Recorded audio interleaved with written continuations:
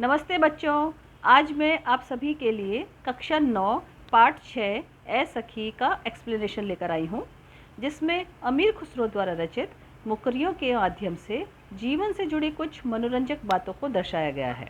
तो चलो शुरू करते हैं। ए सखी पूरक पठन। पहेलियाँ सुने और सुनाएं।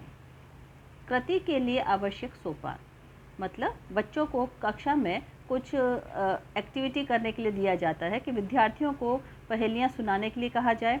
गुटों में पहेलियाँ बुझाने का आयोजन करें। मतलब ये कि कक्षा में बच्चों को 2 समूहों में बांट दिया जाए और एक दूसरे समूह से पहेलियों के माध्यम से उन्हें प्रश्न किए जाएं। नई पहेलियाँ बनाने के लिए कहें और किन्हीं अन्य विषयों पर अलग अलग नई पहेलियाँ बनाने के लिए बच्चों को प्रेरित किया जाए, ये इसमें बताया गया है। परिचय। जन्म 1253, पटियाली, एटा, उत्तर प्रदेश। मृत्यु 1325। परिचय। अबुल हसन यमीनुद्दीन मोहम्मद खुसरो जनसाधारण में अमीर खुसरो के नाम से प्रसिद्ध हैं। वे पहले व्यक्ति थे जिन्होंने हिंदी, हिंदवी और फारसी में एक साथ लिखा। अमीर खुसरो अपनी पहेलियों और मुकरियों के लिए जाने जाते हैं। प्रमुख कृतियाँ तुहफ़ा तुस सिगर, वस्तुल हयात, गुर्रातुल कमा, नेहायतुल कमाल, दोहे, घरेलू नुस्खे, कहा मुकरियाँ, दो सुखने, ढकोसले, अनमोलियाँ, उलटबासियाँ आदि। पद्य संबंधी मुकरियाँ।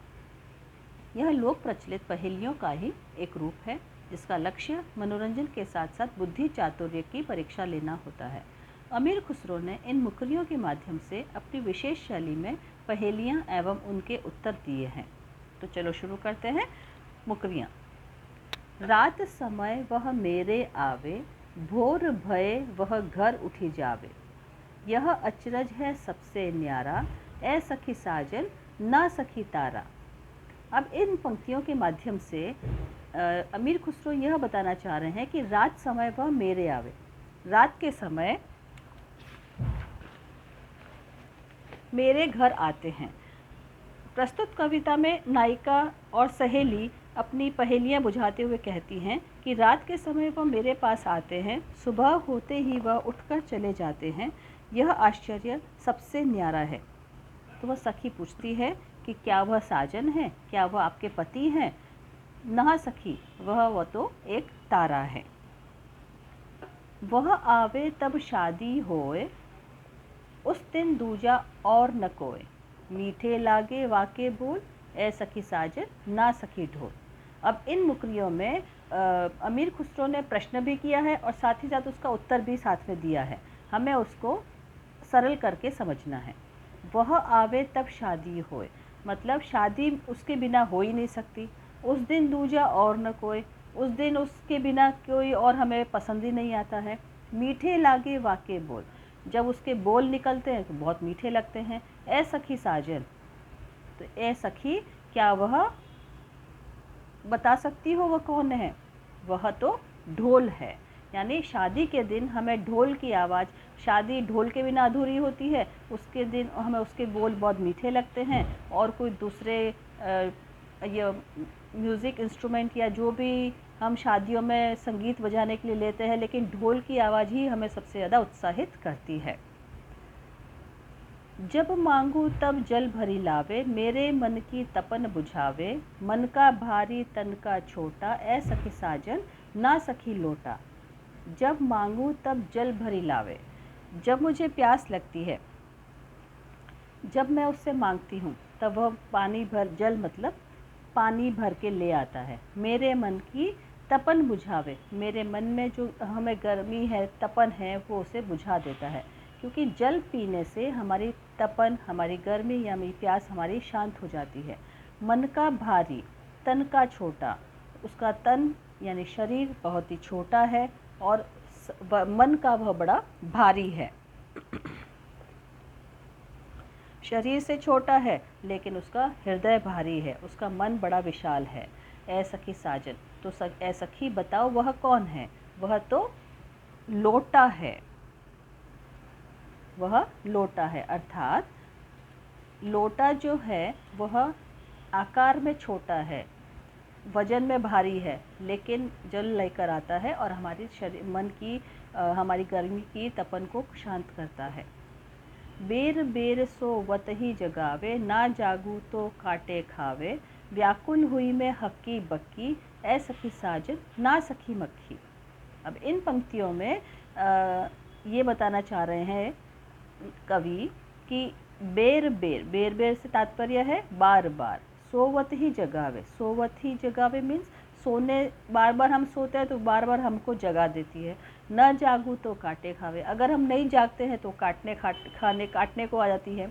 व्याकुल हुई में हक्की बक्की, और हमें कोई नींद में इस तरह से बार बार जगाता है या बार बार हमें काटने को आता है तो हम बड़े व्याकुल यानी परेशान हो जाते हैं, पर आश्चर्य में पड़ जाते हैं कि कौन हमारी नींद को खराब कर रहा है।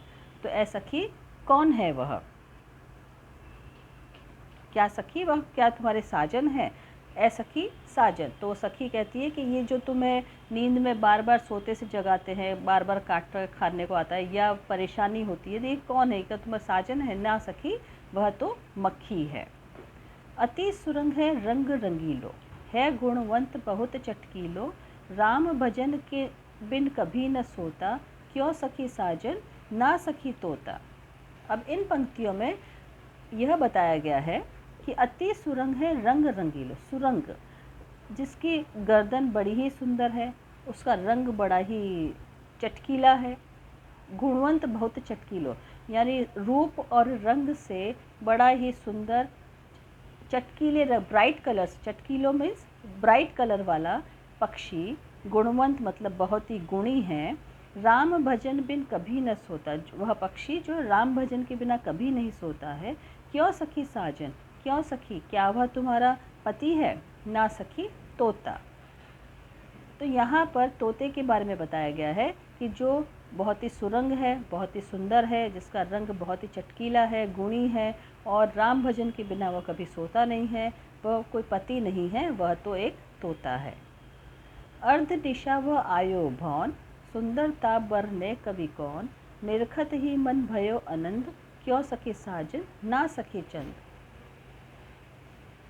अर्ध निशा व आयो भौन, अर्ध निशा मीन्स यहाँ पर कहा गया है आधी रात को मेरे भवन, भवन मतलब भवन, अर्ध रात निशा मीन्स आधी रात, अर्ध रात्रि को, आधी रात को वह मेरे भवन में आते हैं। सुंदरता बरने कवि कौन, इनकी सुंदरता का वर्णन कोई भी कवि नहीं कर सकता है, उसे देखते ही मेरे मन में आनंद भर जाता है, आनंद से भर उठता है। क्यों सखी साजन, क्या वह तुम्हारा साजन है, क्या वह तुम्हारा पति है, नहीं सखी वह तो चंद्रमा है। शोभा सदा बढ़ावन हारा, आखिन से छिन्न होत न न्यारा, आठ पहर मेरो मनोरंजन, क्यों सखी साजन ना सखी अंजन। शोभा सदा बढ़ावन हारा, शोभा मीन्स सुंदरता, यहाँ पर सखी नायिका कहती हैं कि मेरी आँखों की सुंदरता बढ़ाने वाला, आँखों से छिन्न होत न न्यारा, एक क्षण के लिए भी, एक मिनट के लिए भी जो मेरे आँखों से अलग नहीं होता, आठों प्रहर मेरा मनोरंजन, आठों प्रहर वह मेरी आँखों को, मेरे मन को भाता है, क्या सखी साजन है वह तुम्हारे, नहीं वह तो आँखों का काजल है, अंजन मतलब काजल। जीवन सब जग जासो कहे, वा बिनु नेक न धीरज रहे, हरे छिनक में हिय की पीर, क्यों सखी साजन ना सखी नीर। जीवन सब जग जासो कहे, जैसे जीवन जिसे जग कहे, संसार कहे, यानी संसार जल ही जीवन है। यहाँ पर ये पंक्ति को चरितार्थ किया जा रहा है कि जिस तरह से जल के बिना हम नहीं रह सकते, जीवन जब सग जासो कहे, वा बिनु नेक न धीरज रहे, उसके बिना हम एक पल भी धीरज से रह नहीं सकते। अगर हम पानी नहीं पिएंगे तो व्याकुल हो जाएंगे, परेशान हो जाएंगे। हरे छिनक में हिय की पीर, हर क्षण में हमारे हृदय की पीर को, दर्द को, तकलीफ़ को सहन कर ख़त्म कर देता है। क्यों सखी साजन, क्या सखी वो तुम्हारा साजन है, नहीं वह तो नीर है, क्योंकि जल के बिना हम एक क्षण भी नहीं रह सकते। हम पीते ही हमारे हृदय में पीड़ा समाप्त हो जाती है।